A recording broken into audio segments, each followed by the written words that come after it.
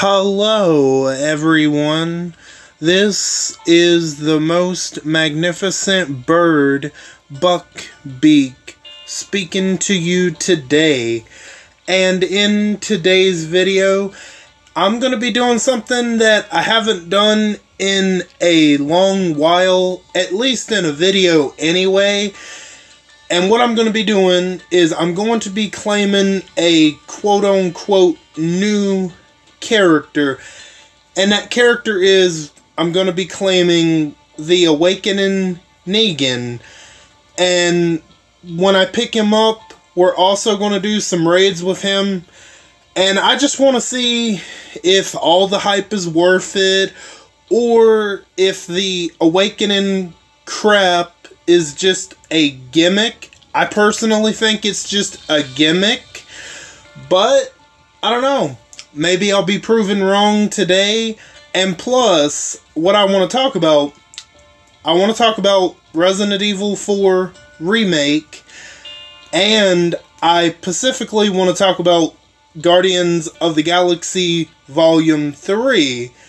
And for both of them, I won't go into specifics to ruin it necessarily, but I'm just going to talk about, especially with Resident Evil 4, I'm just going to talk about some things that I like about the game that I really love. And I have a negative about Resident Evil 4, believe it or not, but it might not be it's not like a game breaker, but I do have one negative about it. And then there's something specific about Guardians 3. I'm going to talk about that, but we're going to talk about that as I am rating and probably a little bit afterward. So, yeah, so that's what's going to be happening.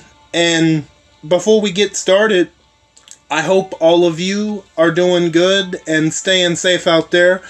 I'm doing alright, and I'm staying safe for the most part, and I do have a little bit of a sore throat, but I'm not sure where I really got that from. I could have got that from my little niece, or, I don't know, it could be change of the weather. One of the two is certainly possible, but it was hurting a whole lot yesterday. It's doing a little bit better today, but enough of me just babbling on. Let's go ahead and get this Awakened Negan. I think this is just a load of crap, but we'll see.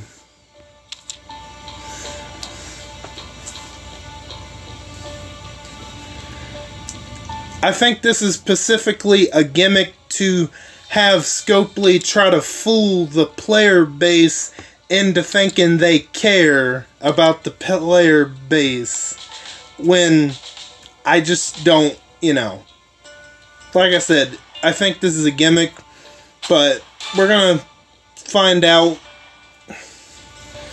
because I'm kind of curious to see if this is worth the hype, but I don't know. I'm not feeling too strong on it, personally, but we'll see. So let's do some raids. I guess I'll use... Let's swap him out. Let's swap her out for the new Negan. Quote-unquote new Negan. Do I have to mod him and all that? Of course I do. I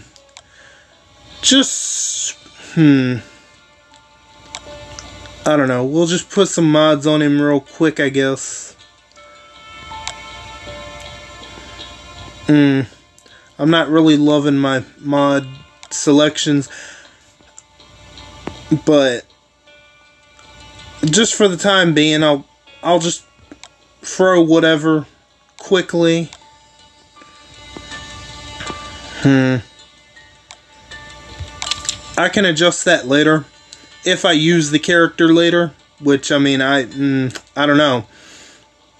Obviously this is going to be a fairly easy one.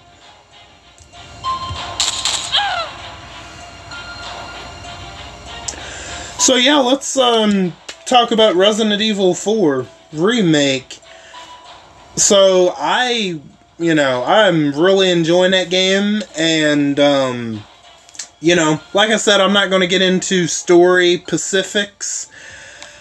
I will talk a little bit about the first level. You know, Leon S. Kennedy, that's who we're being, you know, that's who we're playing as, and, you know, you're in this, other country, which, where I'm at, I don't know if they've actually said the actual country or not, but it's definitely a country of some sort that,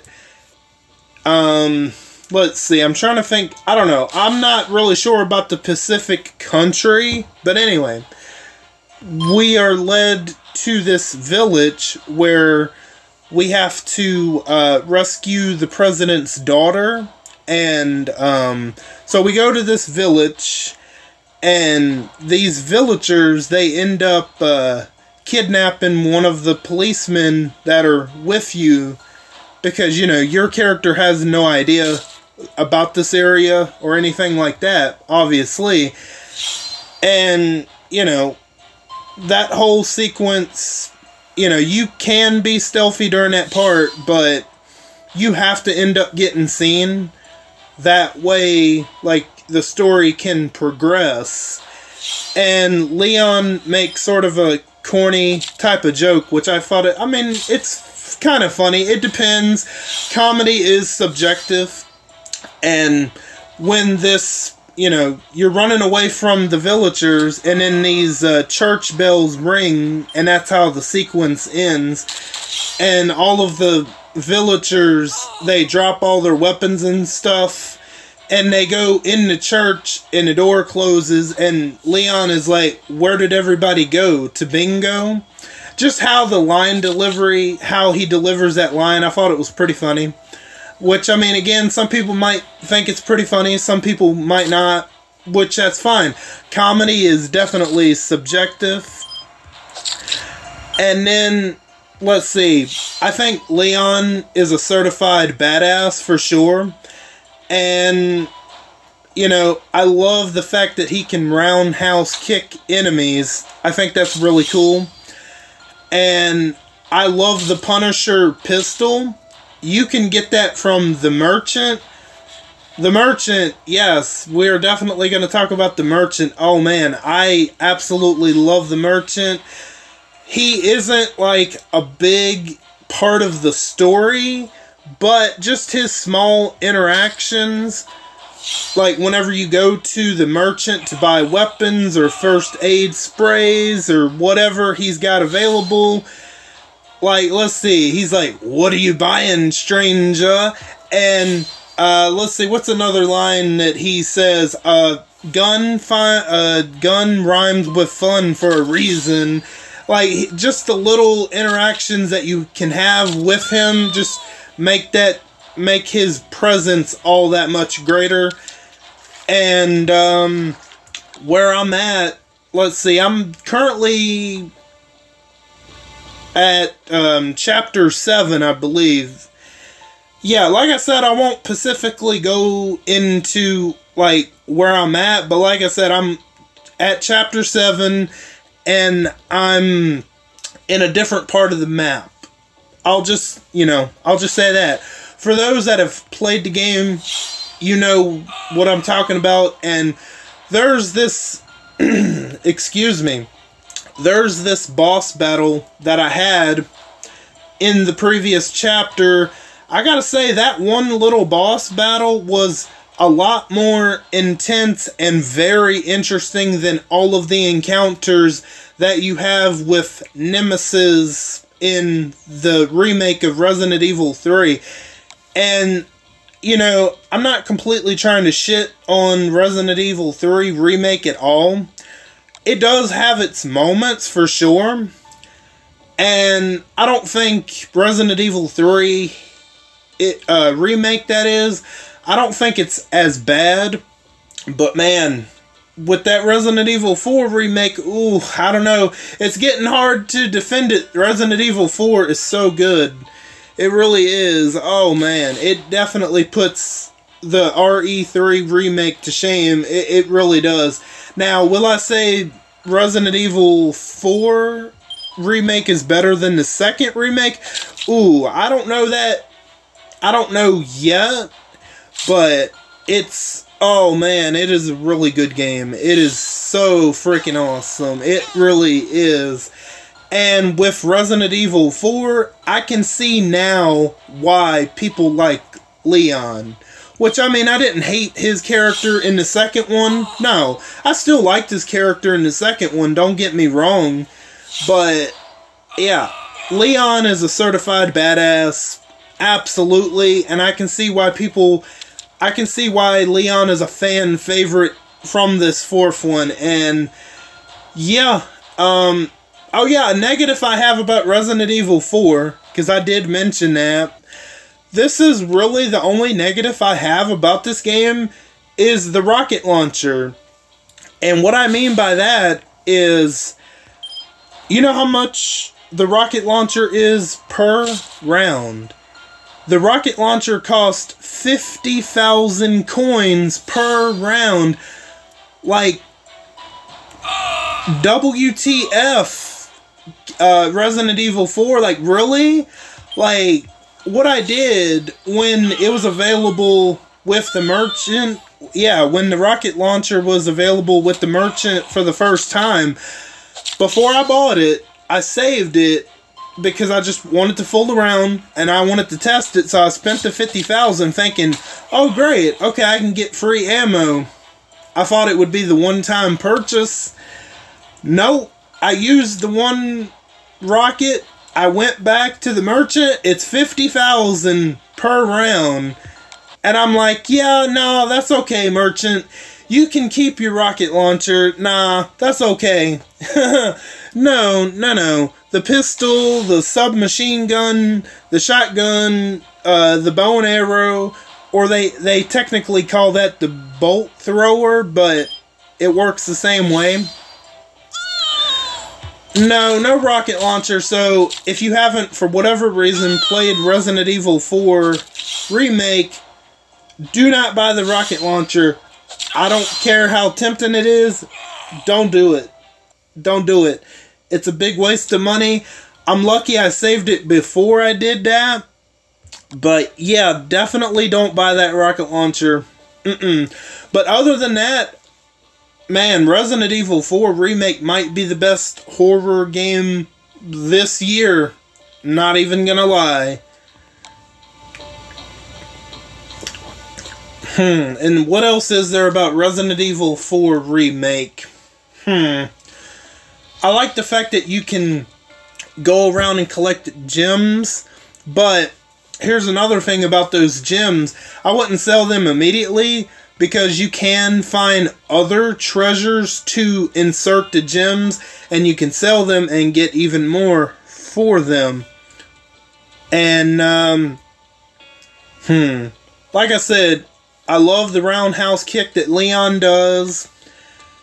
Those villagers, they are terrifying AF. I mean, it's a nice mix-up from the regular zombies, honestly. And then you have the brutes. Like, you have the brutes, they're terrifying. Then you have the chainsaw villager, which that's crazy as hell on its own. And then, I didn't think the chainsaw villager could be topped, but nah, he got topped, for sure, by the chainsaw sisters. Like, that was crazy. Like, very crazy, really memorable. I mean, you know, it's bad enough to have to worry about one maniac chasing you with a chainsaw, but two of them at one time? Oh my goodness. Man, I would love to maybe potentially play Resident Evil 4 for you guys on the channel, maybe one day. I'm currently doing Arkham Asylum at the moment, but maybe we'll see. But yeah, I don't think I have much else to say on Resident Evil 4 Remake, other than I definitely recommend it, and I wish I would have played it a lot sooner than I did. I'm not even gonna lie, it's really good. And I'm currently on Chapter 7. I'm pretty sure. I'm trying to remember without, like, giving away exactly what's going on in the story where I'm currently at. And there's also, you know, to the point to where I'm at, there has been a certain character that has shown their face in the game. And for those that have played the game, you know exactly who I'm talking about, probably at that point, or a little bit before that point. So yeah, that's all I got to say about Resident Evil 4 Remake. Now, let's jump into Guardians of the Galaxy Volume 3.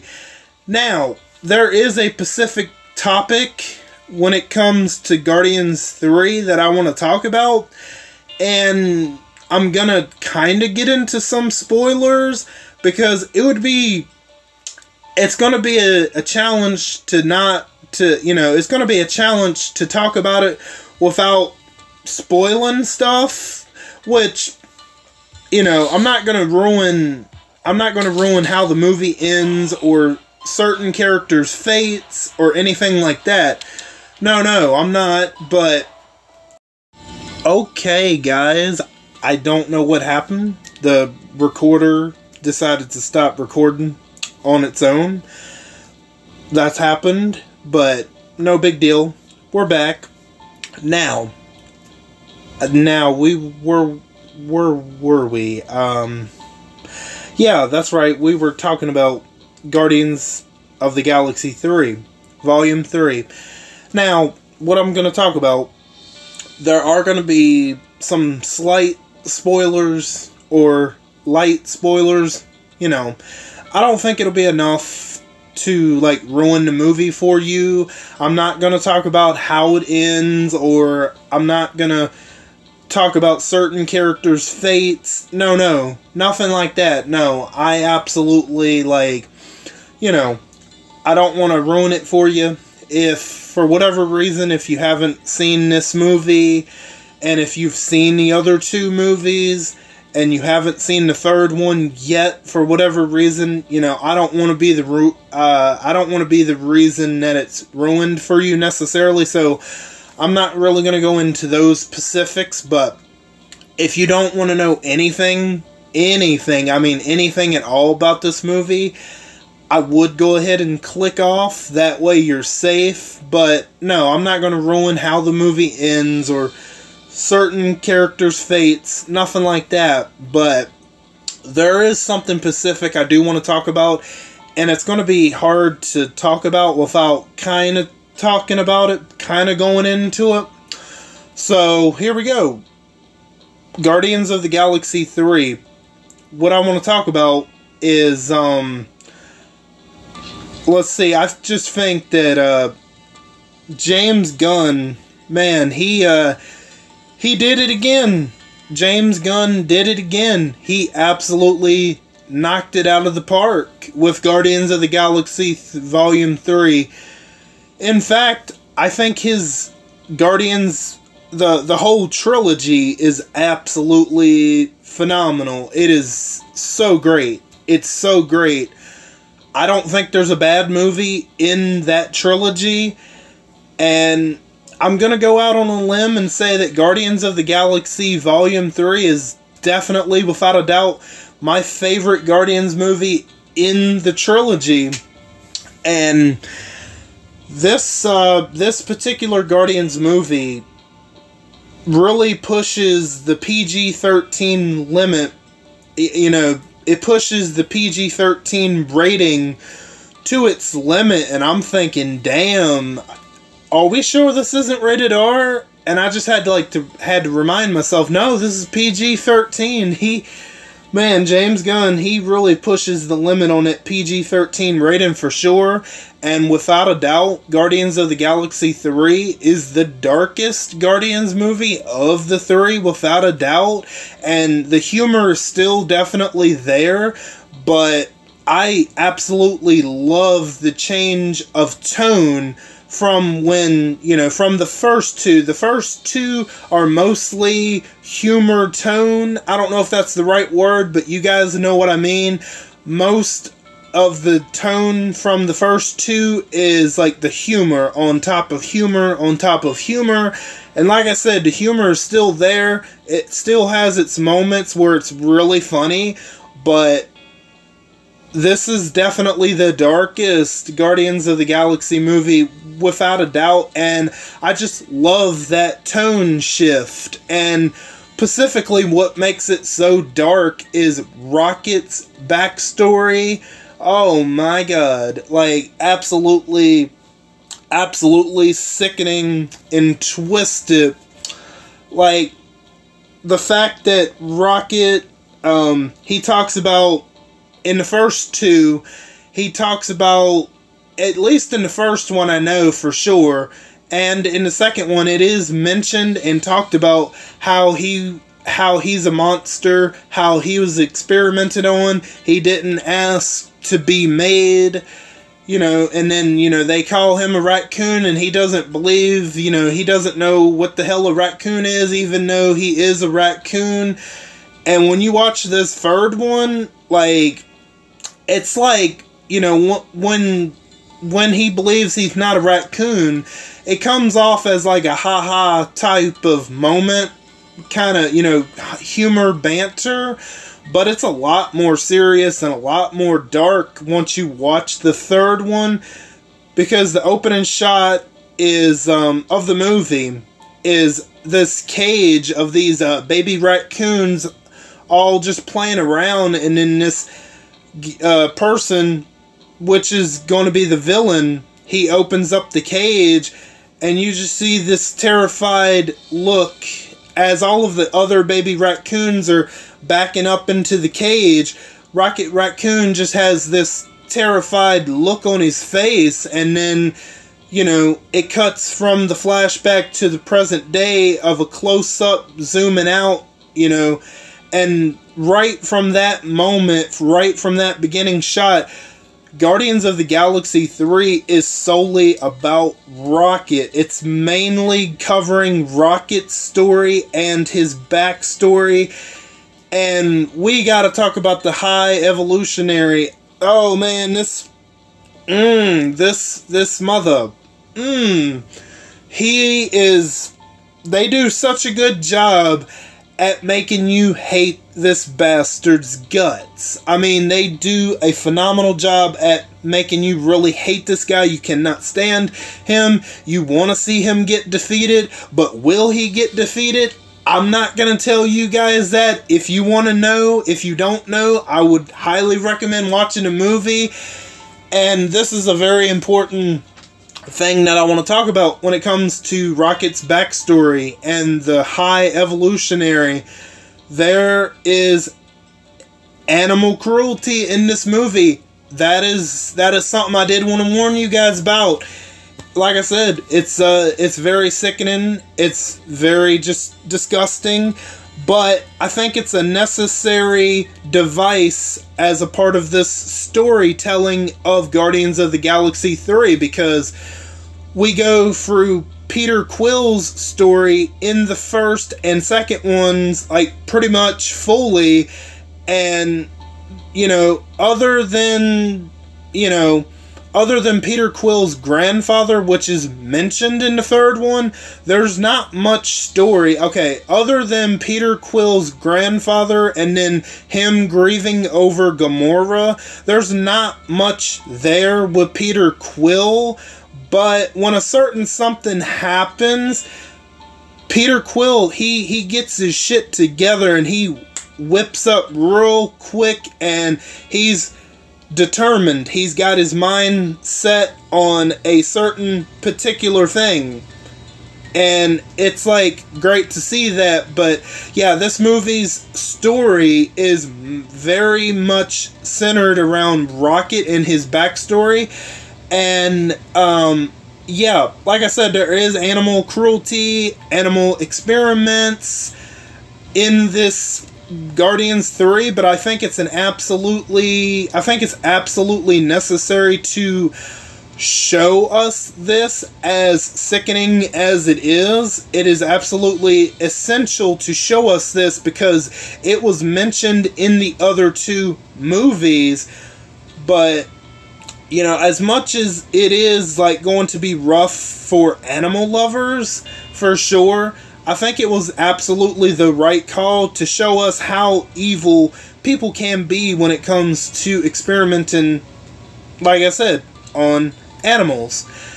And, you know, even though it is very sickening, like I said, I think it's definitely necessary, and that's definitely what makes this movie very dark. And then, you know, the High Evolutionary, he has this godlike complex. He wants to build the perfect society. He wants to build the perfect world. He wants everything to be perfect.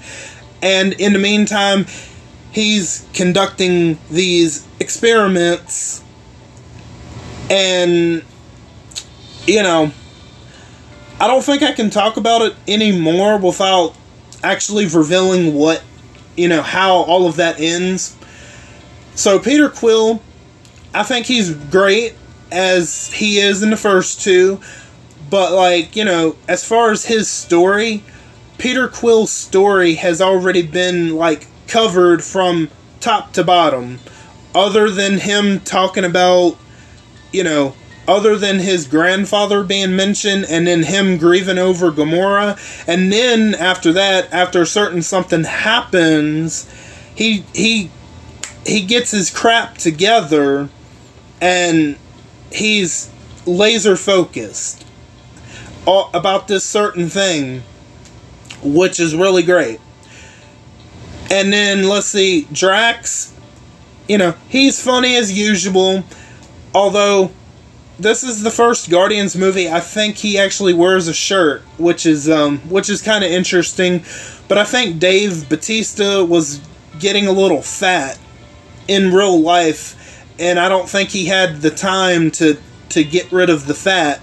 So I think that was I think that's why Drax wore a shirt. Which, whatever, you know, I mean, the guy don't have to be shirtless in every single movie, which, I mean, whatever. As long as the character's still the same, and he is, you know, that doesn't really matter. Mantis, she's great. I absolutely love her in this one, Mantis. Nebula is fantastic. I love her in this one. And we gotta talk about Groot. Oh, yes, Groot. I love his build in this new one. His Pacific build in this one, it's like he's a jock trying out for the, I don't know, the college football team or something. That's kind of what he reminds me of. He's real bulky. He's almost sort of like a tank. And it's great. This is my favorite Groot in the whole trilogy. Absolutely, without a doubt. He's badass in it. Without a doubt. And Gamora, yes, we gotta talk about Gamora. Gamora, now, you gotta remember, this isn't the same Gamora from the first two Guardians movies, right? So Gamora only remembers Nebula, her sister, but she doesn't remember the rest of them because, spoiler alert, Gamora got killed by Thanos. So then they used time travel, and then that's how they were able to bring the character back. And then Cosmo, yeah, Cosmo is in this movie, and Cosmo is voiced by a female, which, you know, once I got into the movie, I didn't really mind. Maybe that bothers some people, I don't know, but from the Guardians of the Galaxy video game, I think I might prefer the Guardians of the Galaxy video game Cosmo a little bit more, but I don't mind the movie version of her. I was about to say him, but Cosmo in the movie is voiced by a female, but whatever, it's fine. You know, there's higher stakes in the movie. The movie is really good. It's really dark, like I said. And, yeah, I definitely wouldn't let your youngins watch the third one. No, definitely not. And especially, I will say, Guardians of the Galaxy is in my top 3 favorite trilogies of the MCU. So my top 3 favorite trilogies of the MCU is the Captain American trilogy, the Guardians of the Galaxy trilogy, and the Tom Holland Spider-Man trilogy. Not in that specific order, but those three are definitely in my top three. And I definitely will be watching this trilogy again for sure. And I gotta say, this is the first Guardians of the Galaxy. Well, no, not the first. I should say, this is the first MCU... This is the first MCU movie that made me tear up multiple times. Like, not even Endgame made me cry that much. Nah, like, I might have cried once during it, but I was definitely a lot more sad during certain moments with Guardians of the Galaxy 3. I mean, like I said, James Gunn absolutely knocked it out of the park. He did it once again. He absolutely did. And, yeah, if you're an animal lover, be very, very cautious going into this movie. And maybe have some Kleenex near you, just in case. I mean, maybe, I don't know. You know what, I won't say maybe you won't need it. I think you might. I think you might. It's hard to get me to cry during movies, honestly. It really is, and I gotta commend James Gunn for that. He definitely, he got me teary-eyed in a couple of moments in this movie. There was only one moment during Spider-Man No Way Home that I actually teared up in all of that movie, and that was a pretty sad moment. But I feel like the dark moments blend in with the humor really well with Guardians of the Galaxy 3. I don't feel like the humor overshadows the dark moments. There might be one moment where that happens, but most of it, I think it gels really well together. And Adam Warlock, yeah, we'll talk about him for a minute. Adam Warlock is played by that guy that was in, that played in that movie We're the Millers, where he gets bit by the spider in the RV. If you've seen that movie, you know exactly where he got bit by that spider. I don't want to really go into it. But, yeah, and honestly, I thought that was an odd choice for him to be playing Adam Warlock. And coming out of the movie, I thought his performance, I thought it was decent. But I gotta be honest, I prefer the Adam Warlock in the video game so much more. Because Adam Warlock he presents himself as a actual legitimate threat to the Guardians better in the game, I feel like. But for the, for the tone that they were going for, I mean, it works. But Adam Warlock, he's more of a nuisance. He's more of a something getting in the way type of character. Like I said, he's not the main villain. The main villain is definitely the High Evolutionary. And the High Evolutionary, he's absolutely the worst, but the best Guardians of the Galaxy villain of the three, I feel like. What I mean by worst is, like, his actions, what he does. He's got that god complex, and in that way, it makes him a absolutely despicable piece of crap that you just want to see get defeated. And I think the actor did his job really well as that particular character. But man, like, oh man, oh my goodness, that character, I absolutely loved the movie. And I don't think I have much else to say.